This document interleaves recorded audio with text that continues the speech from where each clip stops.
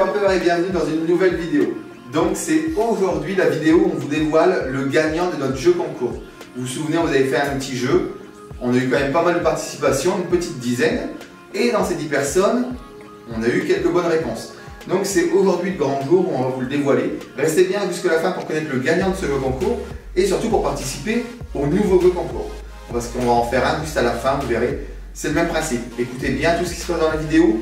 On va poser une question, il faudra y répondre. Et salut les campeurs et bienvenue dans une nouvelle vidéo. Nous, c'est Erwan et Cyprien, deux potes de fac qui se sont retrouvés à bosser ensemble après leurs études. On a donc décidé de partager nos aventures avec vous et vous donner l'envie d'aller camper, découvrir la richesse du monde de l'hôtellerie de plein air et notre coin de paradis. Donc restez bien connectés, abonnez-vous et likez pour ne rien rater de l'aventure. C'est parti! Qu'est-ce qu'on fait aujourd'hui? Aujourd'hui on se retrouve, donc on est toujours au camping Le Savoie, dans notre pièce un peu secrète qu'on vous présentera d'ici une semaine ou deux. Et dans cette pièce, on va vous présenter notre nouvelle machine. On a encore reçu du nouveau matériel. Cette fois-ci, ça va servir pour le camping, mais aussi pour plein d'autres projets. On vous le présente tout de suite, c'est une presse. Ça se situe juste là. Donc voilà, c'est une presse à chaud, on appelle ça comme ça. Et je vais vous laisser avec Erwan, qui connaît très bien ce produit et qui va vous expliquer son fonctionnement. Donc comme Cyprien vous l'a dit, on a reçu une super machine. Donc qu'est-ce que c'est? La presse à chaud, comme il vous l'a dit. Donc comment ça marche? C'est super simple. Vous voyez ici en fait on a un bloc où il y a la résistance qui permet de faire chauffer la presse qui est juste à côté là, de par ce petit cordon. Donc en fait on arrive, on ouvre, on met un objet, on presse, à l'intérieur c'est chaud et après le bol ou autre chose est bien chaud. Donc chaud pourquoi? Non, pas pour faire du café ou boire son thé, pas du tout. En fait c'est pour sublimer. Sublimer en fait c'est pour mettre une image sur l'objet. Donc vous allez me demander comment on allait avoir l'image. Et bien c'est simple en fait, il suffit d'un ordinateur, d'une imprimante. Donc là on a une belle imprimante qui fait du A3 et du A4 et du papier de transfert qui est dans la machine directement. Donc on arrive, on choisit notre image, on l'imprime, on récupère l'image, on la découpe, on retourne à notre presse qui est chaude. On prend l'objet, nous, là, on va faire un bol qui est juste là, le petit bol blanc.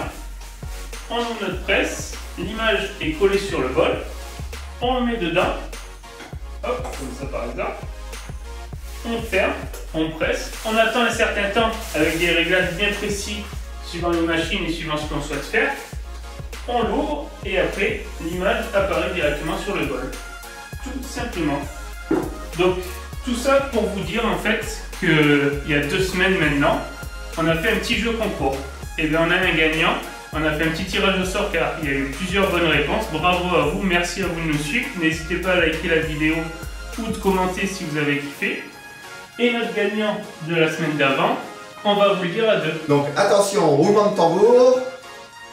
Notre gagnant est Magica. Et voilà, maintenant que le gagnant est connu, c'est simple, on va se servir de lui. Donc Magica, tu seras notre premier test. On va utiliser la presse pour te faire ton cadeau. Donc on va suivre toutes les étapes de fabrication que nous a expliqué Erwan.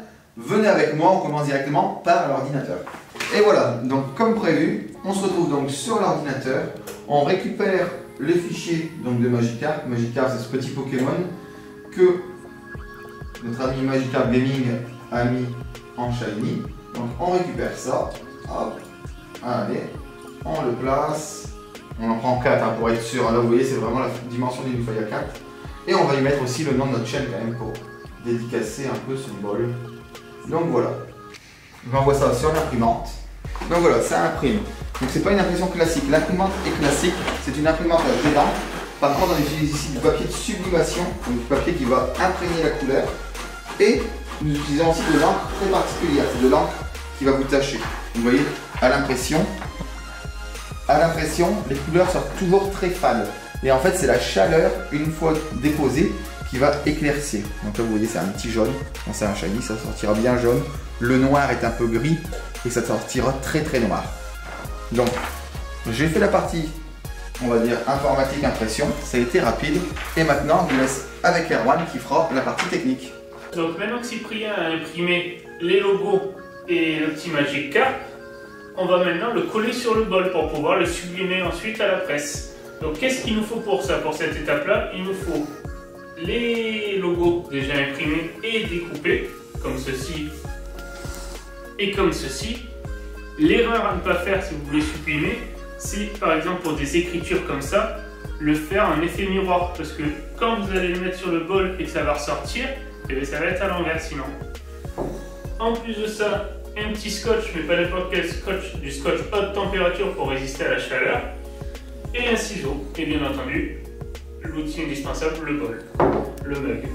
Le logo, on le met sur le mug en regardant que ça se prenne bien à l'endroit où la presse s'arrêtera, que ça ne prenne pas dans le vide, parce que par exemple la anse, il n'y a aucune chauffe au niveau de la anse. Donc voilà, on a fini de tout scotcher, c'est le moment le plus compliqué entre guillemets dans ce qui est sublimation, c'est bien coller tous les autocollants, comme vous pouvez le voir, parce qu'il ne faut pas qu'il y ait de jour ou quoi que ce soit pour que la sublimation prenne bien sur le bol. Avant-dernière étape, on prend le bol, on le fout dans le moule, on appelle ça un moule, on arrive, on le presse, donc comme vous pouvez le voir, la hanse, comme je vous le disais, il n'y a aucune chauffe dessus, on appuie sur play pour lancer le chrono, donc là il est à 240 degrés, 240 Fahrenheit, il va monter à 350, à partir de 350, le décompte va se lancer, et à la fin du décompte, on pourra sortir notre bol.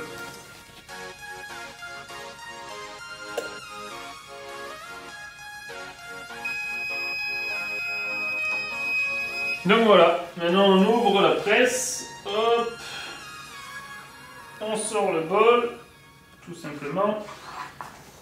Là, je vous le dis, il est chaud. Donc ce qu'il faut, c'est l'étape plus risquée, c'est d'enlever tous ces autocollants là en essayant de ne pas se brûler, parce que c'est vraiment très chaud. Donc, vite fait, je vous montre, ça donne ça, mais ça ne s'arrête pas là. En fait, il faut prendre le bol, le tremper dans l'eau chaude, parce que si on le met dans l'eau froide, il risque d'exploser. Hop, on va entendre le grésillement. Je ne sais pas si vous l'entendez.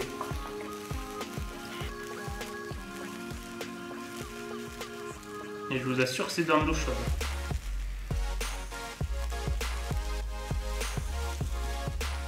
Le mettre du quart dans son premier élément. En fait, de le mettre dans l'eau comme ça, ça permet d'arrêter la sublimation, tout simplement. Donc là, je vais vous montrer. Ça donne ça.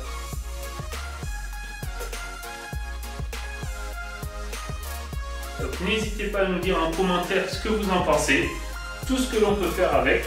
Si vous avez des idées, n'hésitez pas à nous les donner, parce que on en a, mais on compte aussi sur vous. Donc voilà, Magikarp, ton petit cadeau est fait, donc c'est du fait maison, c'est magnifique.